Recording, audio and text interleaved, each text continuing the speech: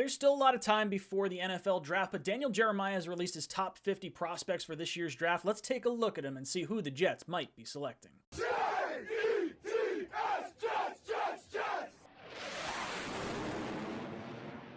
All right, welcome to Jets Talk. My name's Ryan. I'll be your pilot. If you're new here, hit that subscribe button. If you've been here before, welcome back. I love having you here.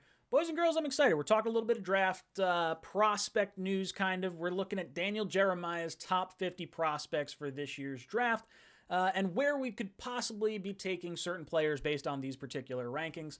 And this is exciting. And you might ask, why are we looking at Daniel Jeremiah? And if you didn't watch my Mock the Mock with his Mock Offseason 1.0, that is because Daniel Jeremiah and Joe Douglas are both from the Baltimore Ravens. They were both scouts at the same time in that organization, so they have a nice little bond.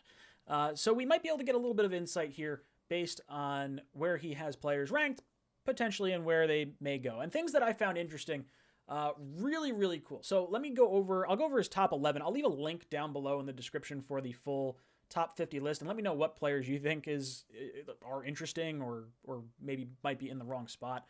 But he has his top 11 being Aiden Hutchinson, Ike Ekwonu, Evan Neal, Kyle Hamilton, Sauce Gardner, Kayvon Thibodeau at number 6, Nakobe Dean 7, Devin Lloyd 8, Garrett Wilson, Drake London, and Treylon Burks to round out the top 11.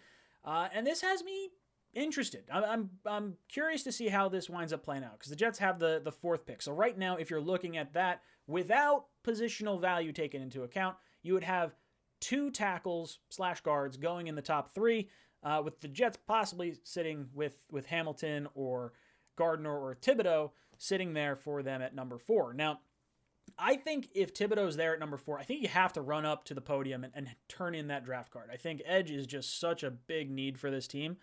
But it gets interesting with some of the stuff we've wound up hearing. So I do like seeing Ekwonu at number 2. I would say he is 1A or 1B on my list. I would say Thibodeau and Ekwonu are the guys that I'm probably flip-flopping back and forth between number 4 at this point. And then it's interesting to see that Thibodeau is starting to slide down boards. I think it's becoming more and more realistic that he does wind up being there for the Jets at 4. And it might wind into an interesting situation if you have to decide between him and like Ekwonu. That would be a weird thing I didn't expect to happen. So I guess it's entirely possible, but Thibodeau seems to have been falling down draft boards. This isn't the first time I've seen him farther down than pick 3 or 4 or even 5, I guess, at this point.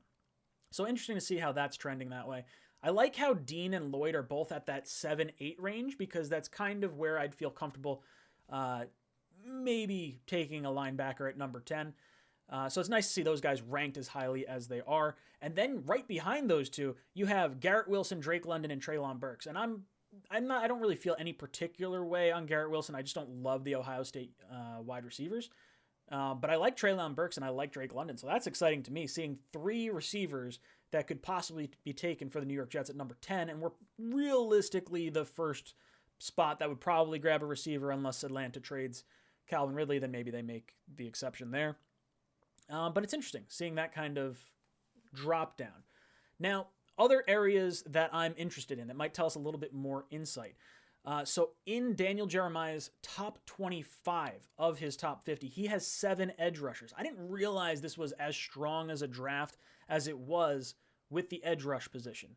So I think if you don't wind up getting Thibodeau at 4 and you want to pull the trigger on Ekwonu, like it might be like, hey, Thibodeau's there, now we're taking our receiver at 10. Maybe it's Ekwonu at 4, and then it's 10 either edge rush or trade down from 10 if you get a guy, because if there's 7 guys in the top 25, chances are you're going to get a pretty nice one at number 10, or you can accumulate some picks and still bring a guy in. The guys that he has in his top 7, or the top 7 edges that are in his top 25 of his top 50, lots of words.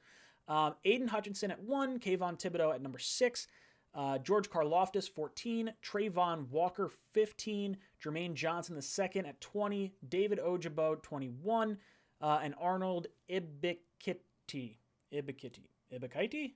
24. I don't know how to pronounce that name. So the player that I'm probably most interested in, aside from the top 2 edge rushers, is Jermaine Johnson, because he's down at the Senior Bowl right now, and from all accounts, this guy is like tearing it up. I have to go back and do my research. I'm pretty sure this guy was a captain on his team. I'm losing it off the top of my head right now. But he's someone I would definitely keep an eye on. He's someone I had the Jets mocked taking at pick number 35 with McBride at pick 38 a little while back. And I don't think he makes it out of the first round the way that this guy's performing right now. So I like the idea of a trade down and picking up your edge or taking your edge at number 10 if one of those top two are not there in Hutchinson or Thibodeau. Gives you a lot of options.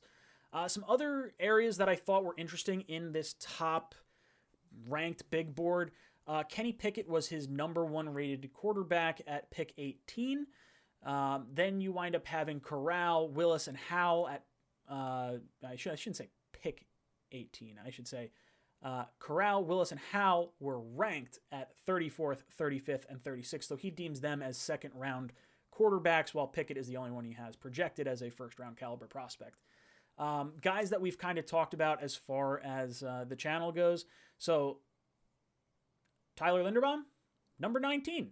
Pretty nice. He's starting to fall, or at least in this, he's fallen down a little bit further. Probably back more where people would feel more comfortable taking him. I've seen him mocked to a ton of people in the top 10, but it just feels like center in the top 10 would be a little surprising for me. Like I said, Jermaine Johnson, 20. That's one I'm really keeping my eye on. And then he has Trey McBride listed 42 overall on his big board. That seems a little low to me, but I like seeing that because that means he's going to be there for pick 35 for us, or at least hopefully. We'll see.